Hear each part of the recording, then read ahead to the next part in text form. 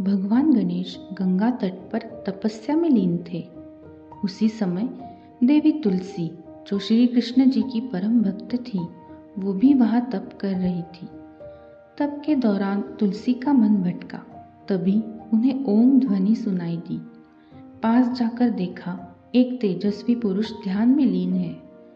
वे स्वयं भगवान गणेश थे, पर तुलसी को उनमें श्री कृष्ण दिख रहे थे।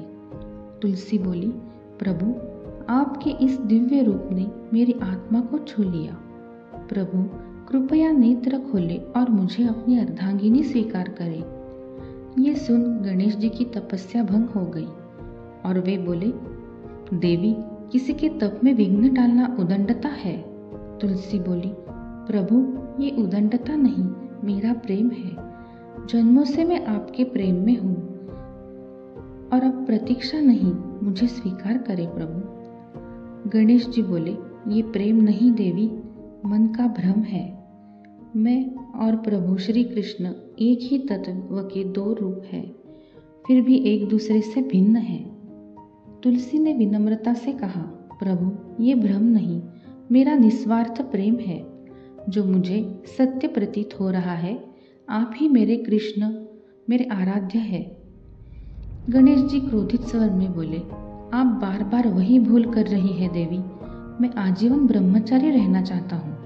आपका ये आग्रह कहीं आपको मेरे श्राप का भागी न बना दे। ये सुनकर तुलसी क्रोधित हो उठी। प्रभु, क्या मैंने प्रेम इसीलिए किया कि आप उसे ब्रह्मचर्य बताकर ठुकरा दे?